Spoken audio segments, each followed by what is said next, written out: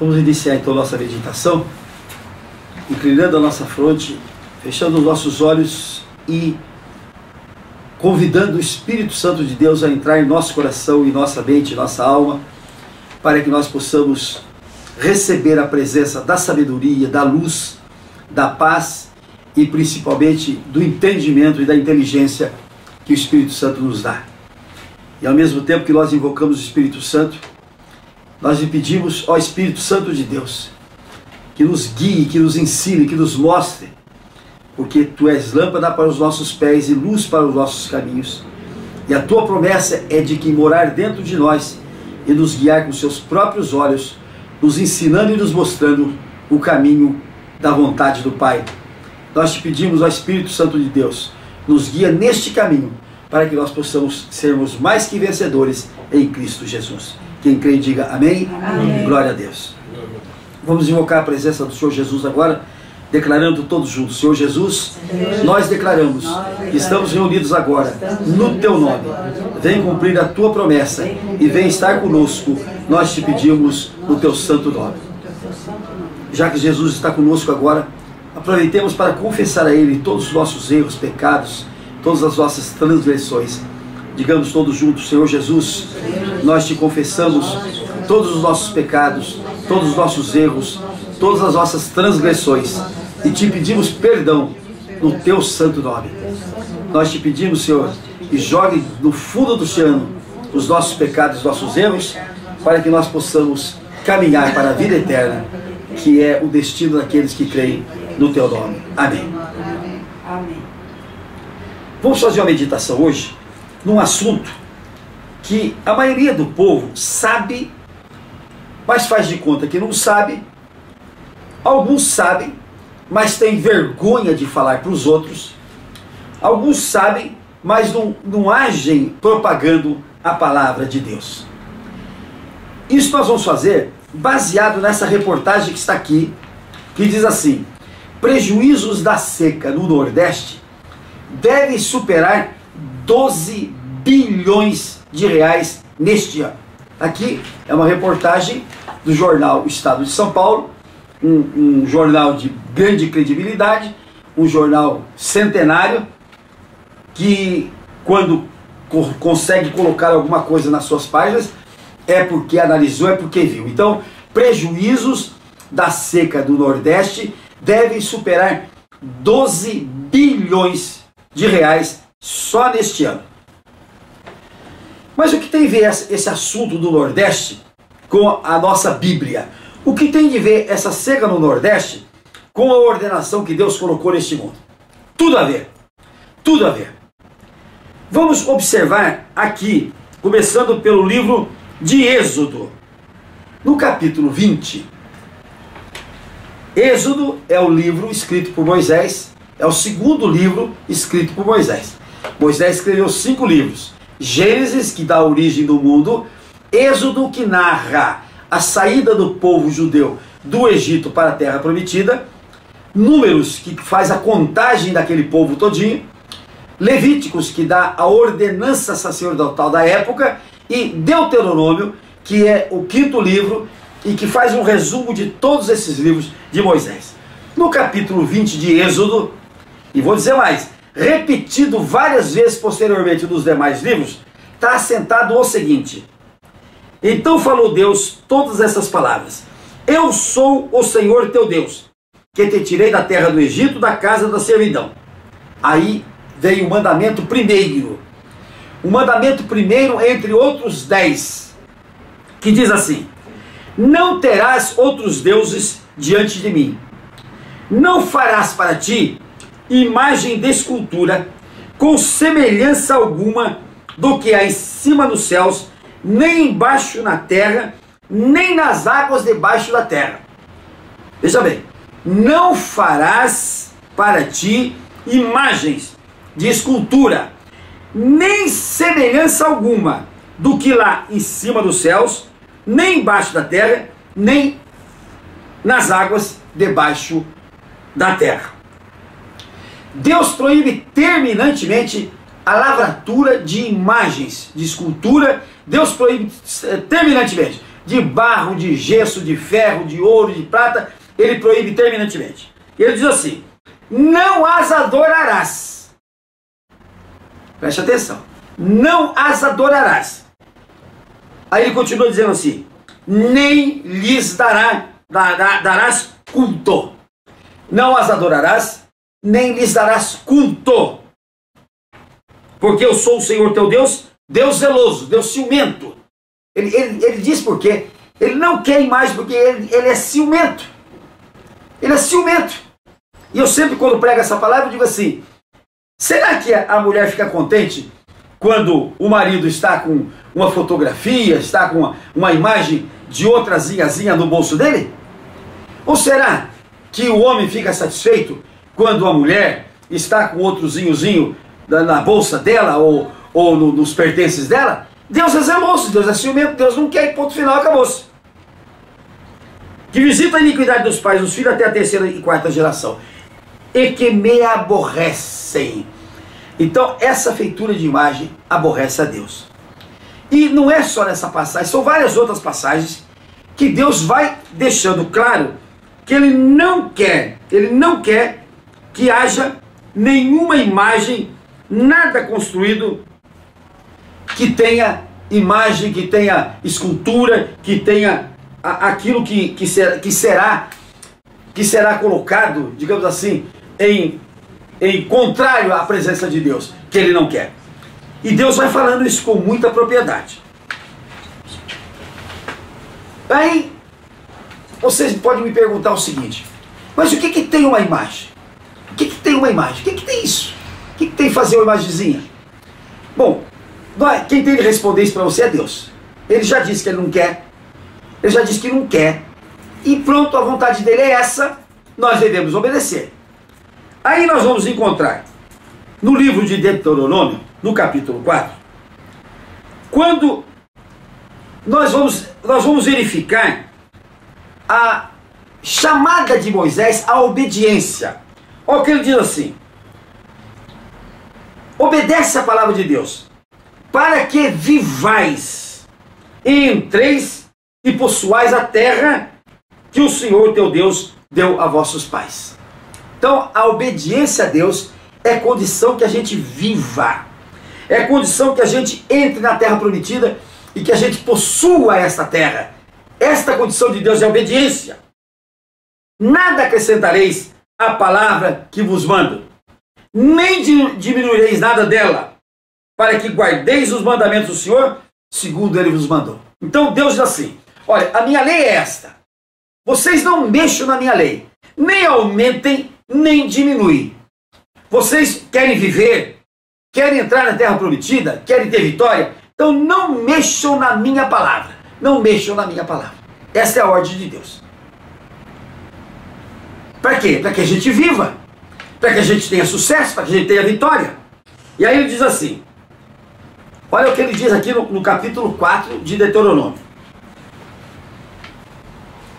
guardai-vos, pois, não vos esqueçais da aliança do Senhor vosso Deus, feita convosco, e vos façais alguma imagem esculpida, semelhança de alguma coisa que o Senhor vosso Deus vos proibiu. Então ele diz assim, ó, eu fiz aliança com vocês, meu povo, eu fiz aliança, eu prometi, só que a minha promessa está condicionada a que vocês obedeçam a minha palavra. E toda vez que ele fala da palavra dele, ele diz assim, cuidado para que não façam imagens de escultura semelhante a alguma coisa que o Senhor vosso Deus vos proibiu. Aí ele diz assim, porque eu sou um Deus de fogo que consome. Então ele avisa, ele deixa bem claro. E aí quando ele fala da imagem, ele diz assim, para que vos não vos corromperdes. Ele tem a imagem como uma corrupção, como uma degeneração. Ele tem uma imagem, a desobediência, como uma corrupção, como uma degenerescência. E ele diz assim, e fizerdes alguma imagem esculpida, semelhante a de alguma coisa, e fizerdes assim mal aos olhos do Senhor, teu Deus, para provocar a sua ira. Mas claro que isso não pode existir. Não faça imagem de escultura, diz ele. Não quero que vocês façam e mais escultura, a semelhança de coisa alguma. Não quero, diz ele. Para quê? Para que vocês não se corrompam. Segundo, para que vocês não me provoquem a minha ira, não provoquem o meu ciúme. Preste bem atenção o que Deus diz. Aí ele diz assim, se você desobedecer, você vai perecer imediatamente. Vai perecer imediatamente. Qual é esse perecimento que Deus ameaça a gente de fazê-lo? Quando a gente coloca obras de mãos de homens, madeira, pedra, que não veem, não ouvem, nem comem, nem cheiram. Deus não quer essas imagens. Mas aí o católico me diz assim, mas o que tem eu fazer uma imagem, por exemplo, de Santa Luzia, de Santa Anastácio, São Joaquim, São Manuel, São não sei o que, São não sei o que, São Longuinho, São isso, São aquilo? Primeiro que Deus diz assim, deixai os mortos enterrar os seus mortos. Larga os mortos para lá. Observe uma coisa. Na Escritura Sagrada, nos Evangelhos, não há uma só oportunidade, que Jesus tenha ido a um velório, que Jesus tenha ido a um enterro, que Jesus tenha feito qualquer obra em favor dos mortos naquele momento. Toda vez que a Escritura narra Jesus comparecendo perante um morto, ele narra para ressuscitar aquele morto. Vamos dar um exemplo. Quando ele narra o enterro da filha de Naum, aquele menino que tinha morrido, a viúva só tinha ele, e vinha aquele povo todo chorando atrás do velório, e Jesus ia de encontro. Jesus parou e ressuscitou aquele morto. Se Jesus gostasse de velório, se Jesus gostasse de enterro, se Jesus gostasse e prestigiasse gente morta, ele teria tirado o seu chapéu e teria seguido chorando junto com os outros aquele velório do único filho daquela viúva que estava sendo enterrado naquele momento. Mas Jesus enfrentou e ressuscitou aquele moço. Vamos a um outro exemplo. Quando Talita tinha morrido, aquela menina, filha de Jairo, tinha morrido, ele chega e diz, Talita, cumi, levanta-te, sai dessa cama. Porque ele podia ter chegado, estava todo mundo chorando, Jesus podia ter entrado no coro do choro e chorado também, vamos enterrar essa menina, olha, vamos levá-la para a sepultura. Jesus a ressuscitou.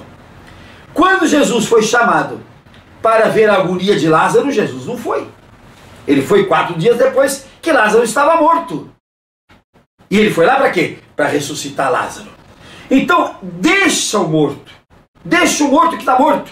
Eclesiastes diz que o morto não tem mais coisa alguma a ver com a terra, está escrito. O morto não tem mais coisa nenhuma a ver com a terra, está escrito em Eclesiastes, capítulo 9. Não tem mais nada, não tem mais paixão, nem ódio, nem amor, não tem mais nada a ver com a terra. Então, se o morto não tem nada mais a ver com a terra, não tem mais poder nenhum, está morto, por que é que eu então vou invocar mortos na minha vida? Por que é que eu vou invocar uma Maria que já morreu como todos os outros? Como é que eu vou invocar Santa Luzia que já morreu como todos os outros? Por que eu vou invocar Santo Antônio que já morreu? E a Escritura diz que está morto, que não tem mais nenhuma ligação conosco, que não ouve mais nada, que não tem mais nenhuma ligação conosco. É uma tremenda ignorância ensinar para o povo que eles devem invocar os mortos, quando a Escritura Sagrada diz claramente que o morto não tem mais nenhuma ligação com a terra. A Escritura diz isso. E ninguém no mundo tem autoridade para revogar o que está escrito na Escritura Sagrada. Nem papa, nem padre, nem cardeal, nem pastor, nem bispo, nem ninguém tem autoridade para revogar a palavra de Deus, que é uma só. É uma só. E ele diz que está morto, não tem mais ligação nenhuma, não tem mais sensibilidade, não tem mais nada a ver com a terra. Nós temos de crer nisso, temos de acreditar nisso, porque é um mandamento de Deus. E aí, o povo, além de ser ensinado a invocar mortos, ainda é ensinado a fazer imagens de escultura para que essa imagem relembre o morto, para que essa imagem traga a recordação do morto, para que essa imagem venha a essa terra, segundo principalmente a Igreja Católica, venha proteger, venha socorrer os homens que estão aqui na terra. A proteção, o socorro nosso, está escrito na Escritura, é um só, é o Senhor nosso Deus e o Senhor Jesus e o Espírito Santo de Deus, e mais nada. Mas olha o que diz a Escritura Sagrada no capítulo 27 de Deuteronômio, livro de Moisés, no versículo 15. Olha o que ela diz, em letras garrafais, não sou eu que estou dizendo, está escrito aqui: maldito o homem que fizer imagem de escultura ou de fundição, que é coisa abominável ao Senhor, obra de artífice, e a puser em lugar oculto ou claro. Quer dizer, Deus diz, é maldito aquele que faz uma imagem de escultura, uma imagem de fundição e a coloca em lugar de culto. A maldição está aqui. Agora, vamos continuar um pouquinho mais na leitura. Aqueles que desobedecem à lei de Deus. Porque agora vamos ver por que o Nordeste está assim. Porque lá é a maior idolatria.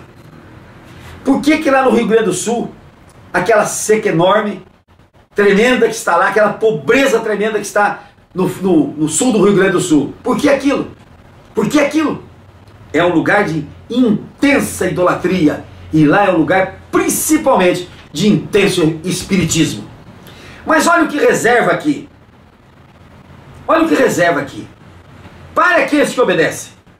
Para os que obedecem. Está escrito aqui. Deuteronômio, capítulo 28, no versículo 12. O Senhor te abrirá o seu bom tesouro, o céu, para dar chuva à tua terra no seu tempo, para abençoar toda a obra das tuas mãos. E emprestarás a muita gente, porém tu não tomarás emprestado.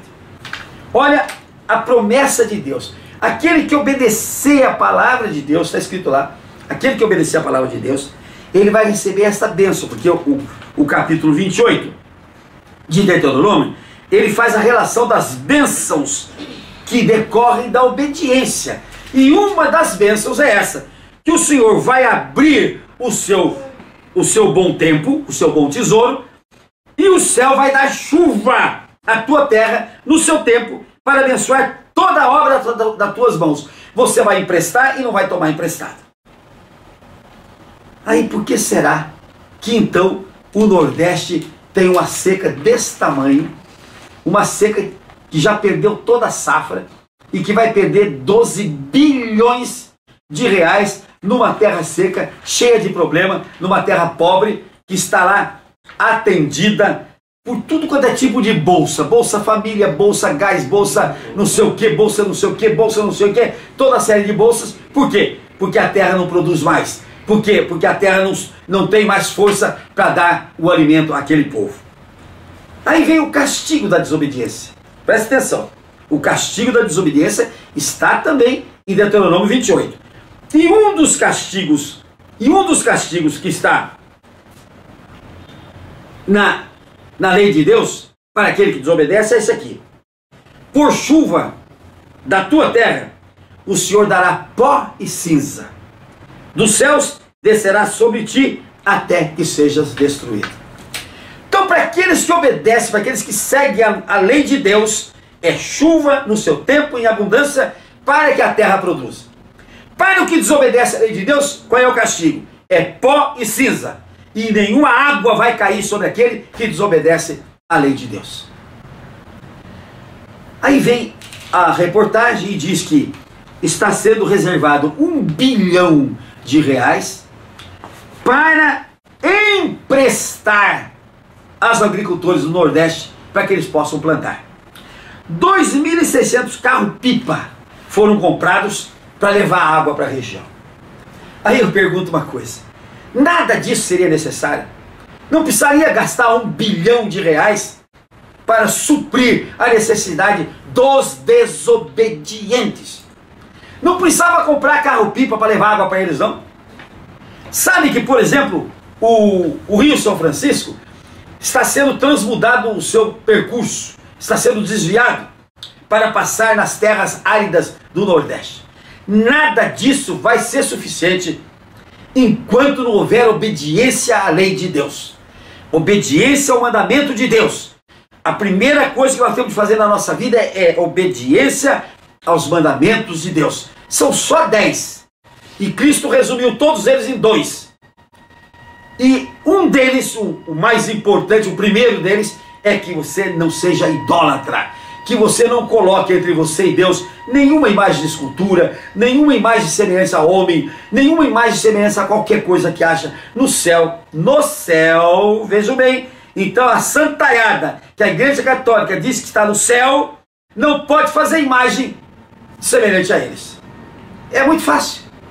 A Bíblia diz, não farás imagem de nenhuma semelhança do que está no céu, debaixo do céu, e debaixo da terra e no meio das águas. Não pode fazer. Não pode fazer nada. Muito bem. Então não pode fazer santo. Se é que o santo está no céu, não pode fazer a imagem dele de escultura, porque Deus proíbe que se faça imagem daquilo que está no céu. Se é que está. Porque até hoje, ninguém foi julgado ainda por Cristo. Ninguém foi julgado por Cristo ainda. E Ele é o grande julgador.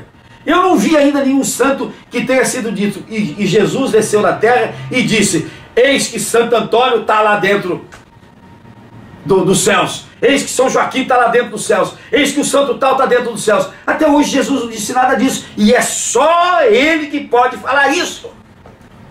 Ah, mas a Igreja Católica diz, mas o Papa é representante de Jesus aqui na terra. Então, essa teoria que o Papa é representante de Jesus aqui na terra é uma mentira muito grande. E principalmente porque nega a presença de Jesus aqui na terra. Jesus não disse que, quando ele foi subir aos céus, ele não disse, e eis que estarei convosco todos os dias até a consumação dos séculos? Jesus não disse isso? Então, se ele está conosco até a consumação dos séculos, por que é que tem um representante dele aqui na terra? Eu nunca vi, por exemplo, numa cerimônia em que comparece o governador, que tem o governador sentado e tem um representante dele do lado. Para que esse representante? Representante é quem representa o ausente. Representante é quem representa o ausente. Então não tem cabimento que o Papa seja representante de um Jesus que é presente. Mas para eles da Igreja Católica, Jesus é ausente. Para eles da Igreja Católica, Jesus não está aqui na terra. Jesus tem duas fisionomias para eles. Tem um Jesus real que eles trancam no sacrário, e tem um Jesus fantasma que anda pelo mundo. De vez em quando aparece aqui ou acolá. Não. Jesus não precisa de representação, porque ele está presente aqui nesta terra. E ele não autorizou ninguém a declarar, a julgar quem quer que seja, e a declarar nos céus quem ainda Jesus não colocou.